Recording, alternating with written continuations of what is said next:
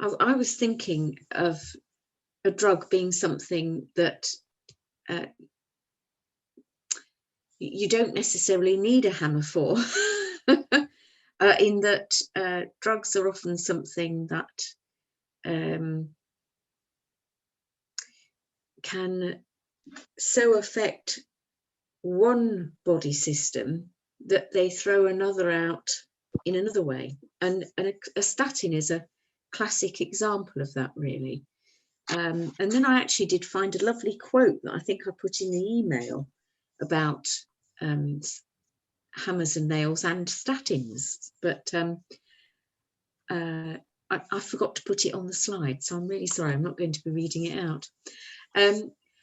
So if we just have a look at cholesterol and why they started producing statins in the first place, is because there was a belief that it was LDL cholesterol that was furring up the arteries of the heart particularly. Now, sometime after, that was proven to absolutely not be the case. In fact, the reason that your arteries narrow is usually due to a lack of vitamin C. And you actually produce a substance from the liver which has a similar carrier vehicle to LDL, but that is actually called LPO-A. And it has a very similar structure, being a carrier vehicle, which LDL is.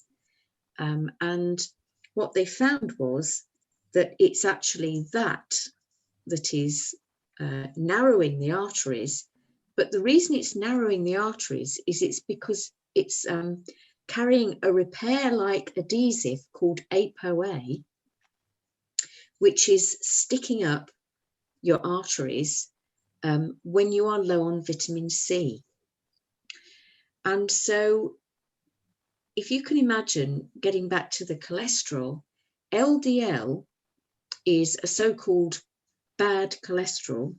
And what LDL is the carrier of the hard waxy fat called cholesterol to your cell membranes.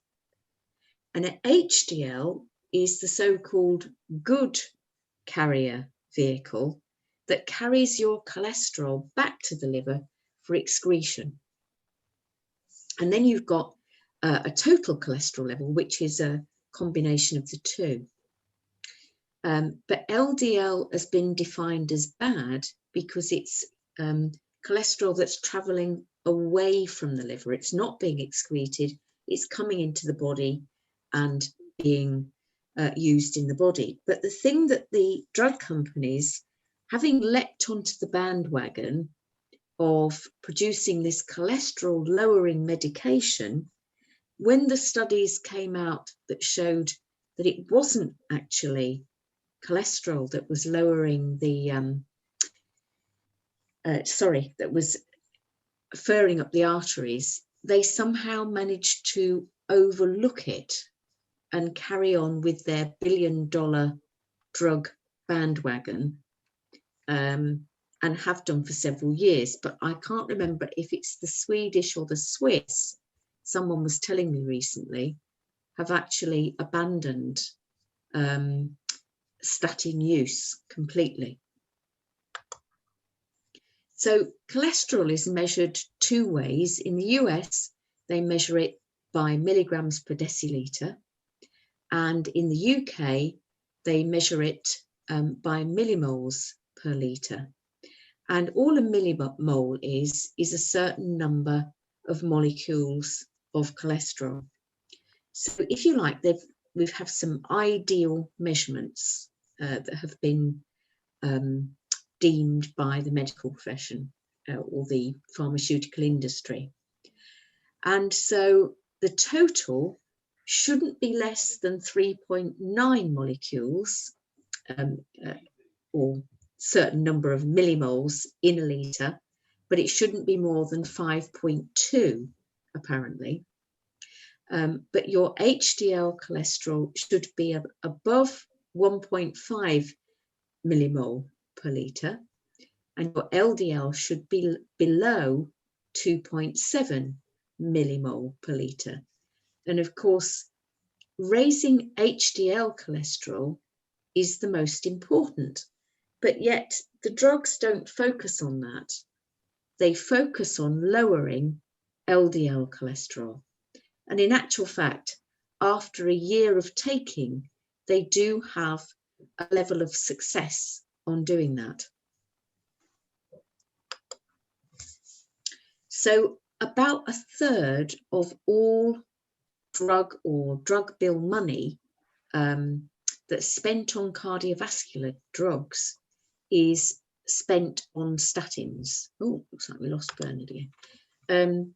So your statin medication is said to lower LDL cholesterol by 3.8 millimoles per litre on average if you take it for several years. But what they found was that during the first year, it actually doesn't make an awful lot of difference.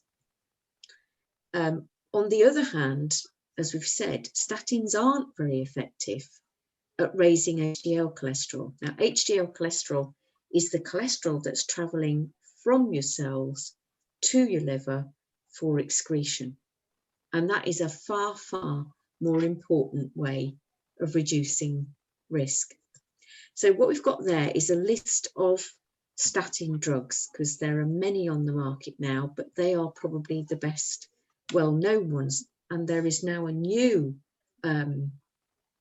way of reducing cholesterol, a new set of drugs that they've brought out, which I'll come to later.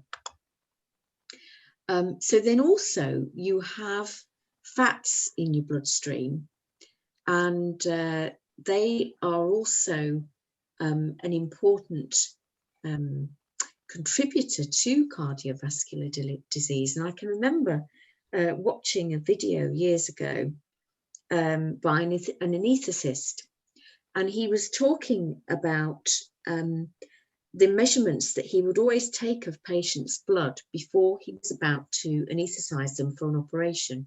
He would always have them come in a day early and get some blood tests. And he had this gentleman come in who was coming for a heart operation the next day. And he was absolutely horrified when he got the blood test back. And he got this gentleman sitting in front of me. He said, Mr. So-and-so, I'm really concerned about your blood tests, because he said the triglyceride levels are 50% of your blood sample. So if you can imagine that the test tube was full of triglyceride fats. And the gentleman said, oh, well, he said, that's probably because I went for a bit of a bomb out before my operation, and I went for a McDonald's and had a really good blowout before I came for my blood tests. Wrong way. And I can't remember if the anaesthetist said, I think we'd better postpone your operation for now, because we really should have you avoid any meals like that before you're, being anaesthetised for a heart operation. So then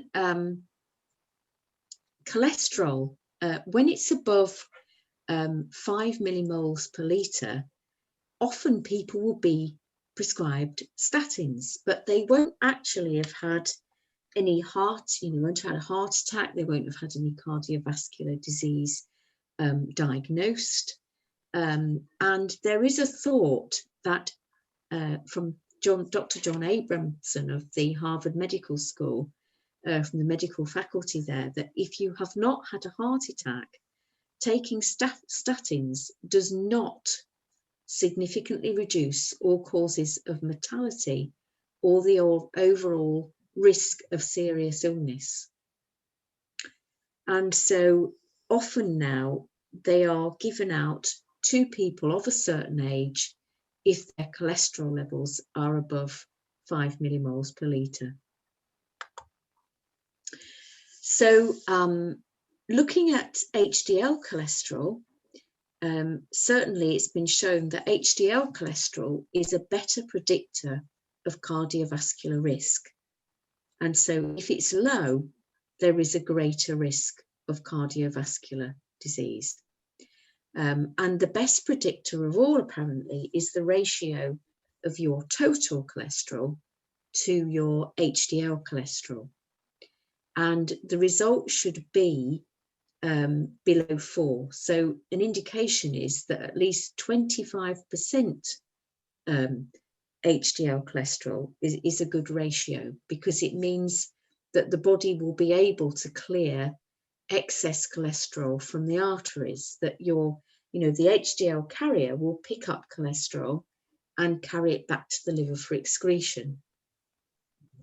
But if you've got total cholesterol elevated, but you've still got a high percentage of HDL in it, you've got less of a problem. So I don't know if that makes sense, but even if your total cholesterol levels are over 5, but your HDL is at a good level and it's at least 25% of all the cholesterol, then you've got a good chance still of clearing the excess cholesterol from your arteries, if that were the problem, which is not entirely the story. So does that make sense? The way that oh great, that's lovely, thank you. So another problem they found with statins is that they block LDL cholesterol, but at the same time they reduce a really important enzyme called CoQ10, coenzyme Q10. And coenzyme Q10 is really important for the heart. So you can see in this 2004 study that where we've got a baseline level of 1.26 in the micrograms of CoQ10 in the blood, after 30 days of taking the statins, there's a nearly 50% reduction in CoQ10. But you need CoQ10 for good heart function. And additionally, if there's a deficiency, it's associated with fatigue, with muscle weakness, and your heart is a muscle. It's the only muscle in your body that has to relax and contract 24 hours a day, 7 days a week. Because if it's not doing that, you've got a problem. It contributes to muscle soreness, it contributes to heart failure. So being without the CoQ10 is quite a problem. There are other side effects of the statins that people have experienced: dizziness, headaches, swollen ankles, suppressed immunity, and memory loss as well. And major reactions include cancer, cataracts, diabetes, cognitive impairment, and musculoskeletal disorders. So not just weakness and soreness, but actual disorders. So things like fibromyalgia and things. And so, an example I can give is that my father-in-law was given statins. And again, it wasn't because he had a heart issue at the time. It was because he'd got higher than deemed, total cholesterol levels. And he took them, and by about a month in, he was so disgusted because he could not even open a jar of jam. Yeah. Not that I would recommend to him that he ate the jam, but my father-in-law didn't have a fabulous diet, but he did love vegetables. That was a great saving. But he loved rich food, and he had this amazing tummy to justify his gourmand status, if you like, on the food world. And it was always freshly cooked because his wife was a chef. Both his wives were chefs, actually.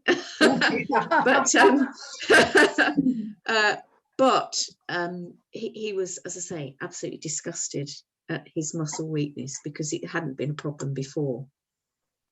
And so what I'd like to mention is that only 25% of the cholesterol that you eat, only 25% of the total cholesterol in the body comes from the foods that you eat. But 75% of the cholesterol that you use in the body, it's a hard, waxy fat that is used in every single cell membrane in the body. Every single cell membrane is between 40 to 50% cholesterol.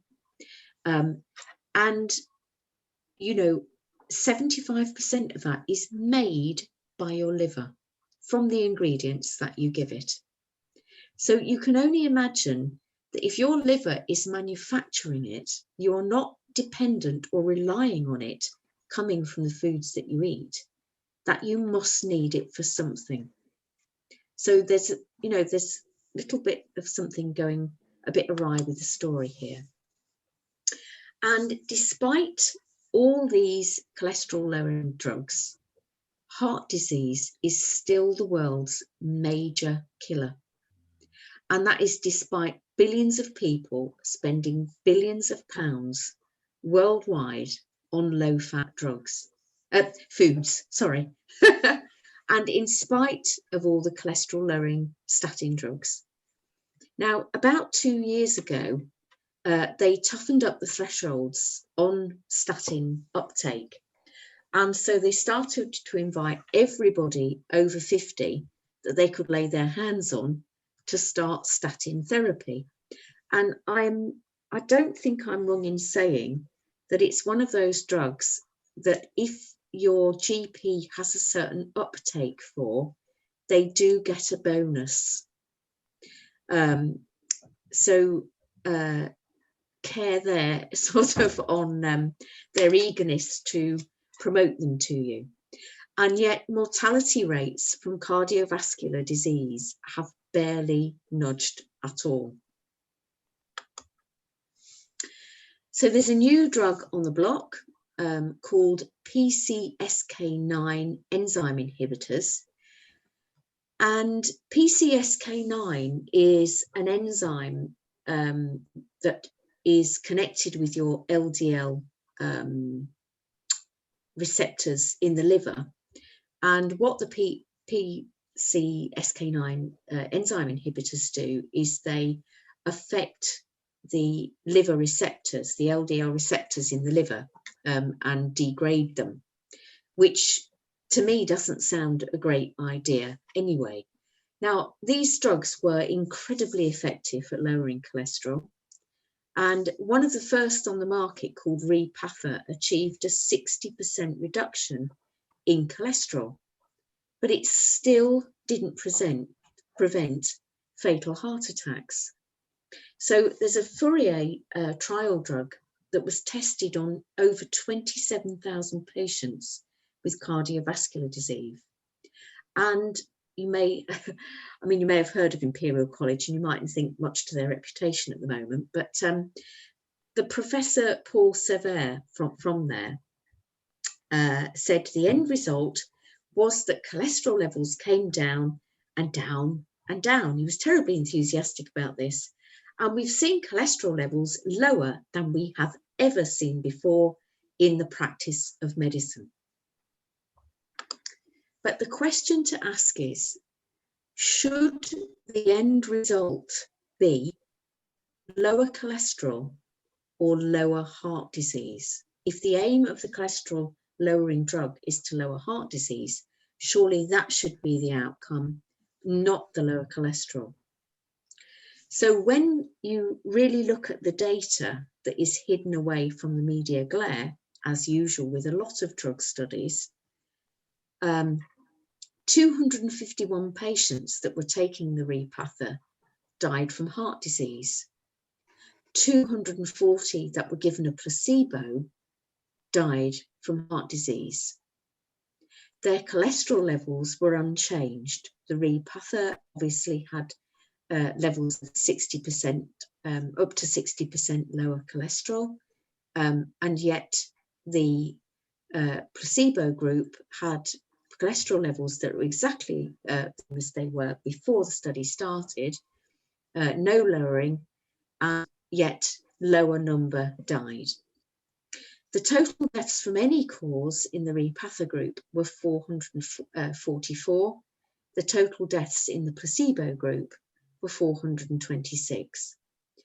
The study was mysteriously stopped 2 years early.